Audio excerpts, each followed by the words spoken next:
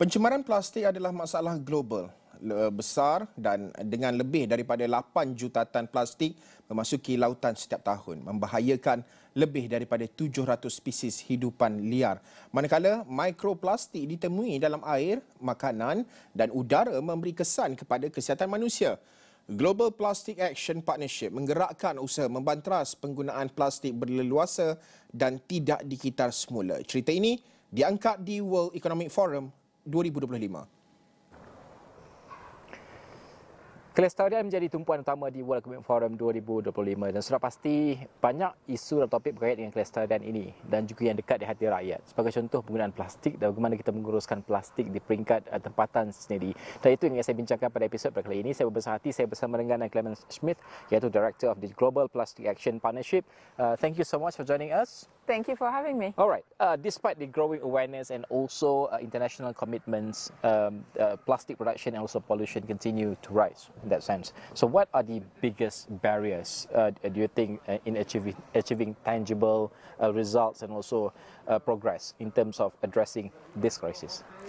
I think what's really important is to recognize the role of each stakeholders, Right. which is what from a Global Plastic Action Partnership we're doing at the national level as well as at the global level, is really bring at the table government, businesses, civil society and local community to take solutions together. First, take stock on what's happening, but then also define concrete action that each stakeholder can take at the same time. Yeah, and also many countries around the globe,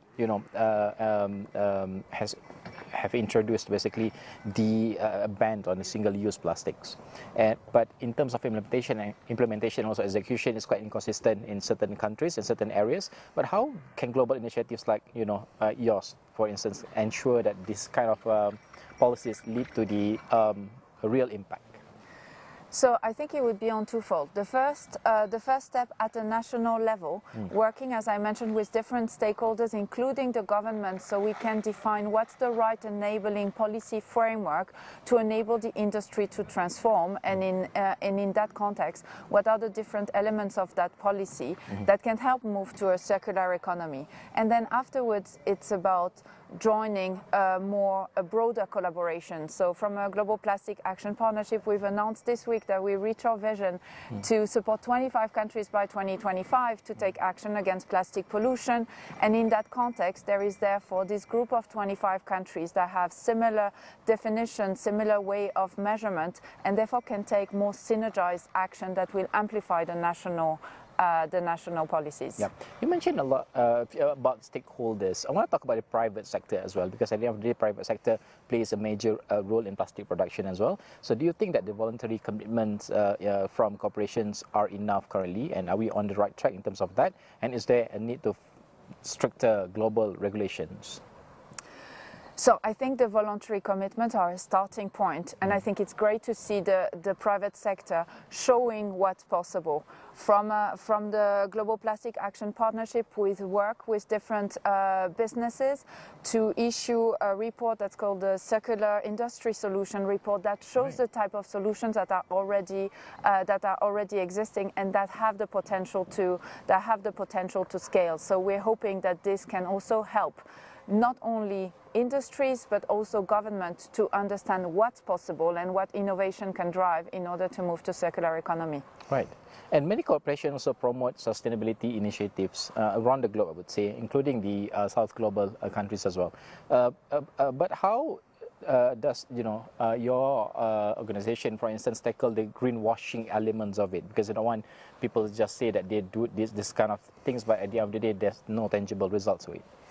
So what's really important when we're working with the different stakeholders, including the private sector as the Global Plastic Action Partnership, is we're really focused, as our name says, on action. Yeah.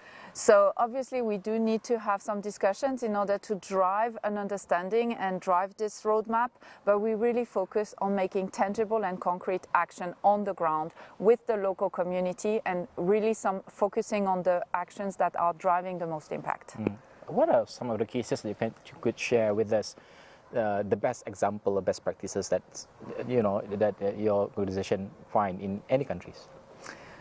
So I think at the best practices level is obviously when the different parties talk to each other and when there is a broader coordination at the center of the government. So I will mention a country like Ecuador, for example, where 3 ministries are working hand in hand together with the rest of the network in order to really drive a change that not only focuses on environmental impact from the Ministry of Environment, but also tackle the industry and the local impact and also the foreign affairs, so that it's also encompassed into the position of the country in the global negotiations. Let's talk about the innovation and also technology in this particular issue. What role do you think emerging technologies play, such as AI and also advanced recycling techniques, for instance, in combating plastic waste? How can we scale these innovations globally?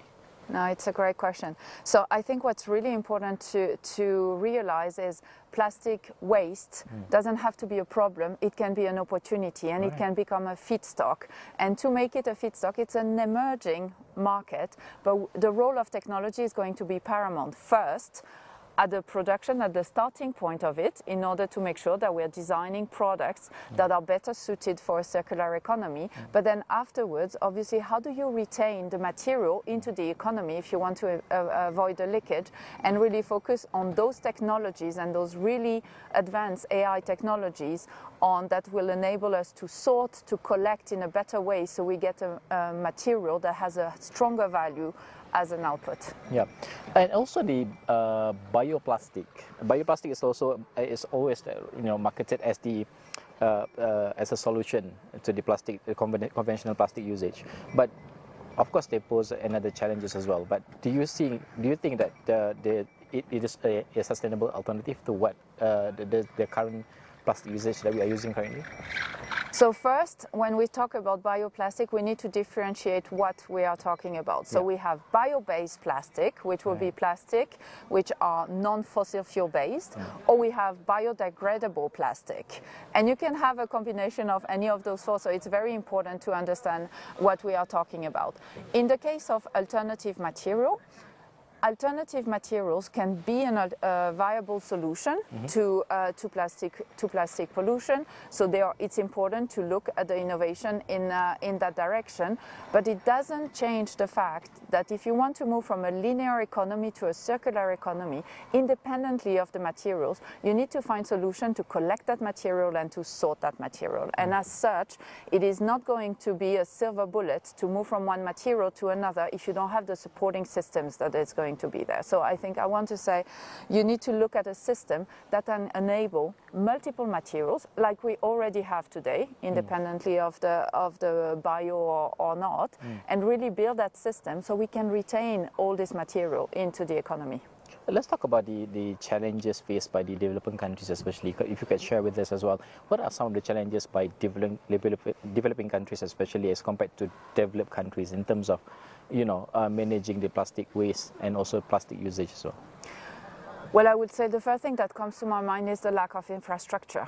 Right. And obviously the need to start from scratch and to build an infrastructure, which we know is a capital intensive exercise, and also something that is spread across different actors in the chain. You obviously have the private sector and the government. This we mentioned already at a high level. But if you go a level deeper, you also have, like, the waste management is often left at the level of the city, sometimes even at the level of the district, not at the national level. So how do you break down into this chain and really get to the actors that have the expertise and that have the needs, and how do you enable them to actually build those systems? Yeah. But how do you see the progress, globally, about 10 years ago, right now, and 10 years down the road? Someone said this week, I heard, if you want, the more backward you can look is the more forward you can look as well. So it's really interesting, but I think it won't apply in that specific case. I think there has been a really radical change. I think we reached a tipping point in terms of awareness raising. More and more people are aware that plastic pollution is an environmental threat, but also a threat to our society, to our well-being, and also to our health. So we've seen this, and we've seen the commitment and and the willingness of many different actors, including governments, to change, which has been translated into the global negotiation for a plastic treaty that have been going on in 2 years, which is a light speed in the timeline of the United Nations process. Right. And I think if we're looking in 10 years down the road, we are now at a moment where it seems like a big mountains, and it might seem that we don't know where we're going, but I know we have the resources among the different actors to actually start that journey together, identify the first steps and the solution, and really make progress. We see a lot of willingness among the developing countries you were mentioning to really find solution to the problem, and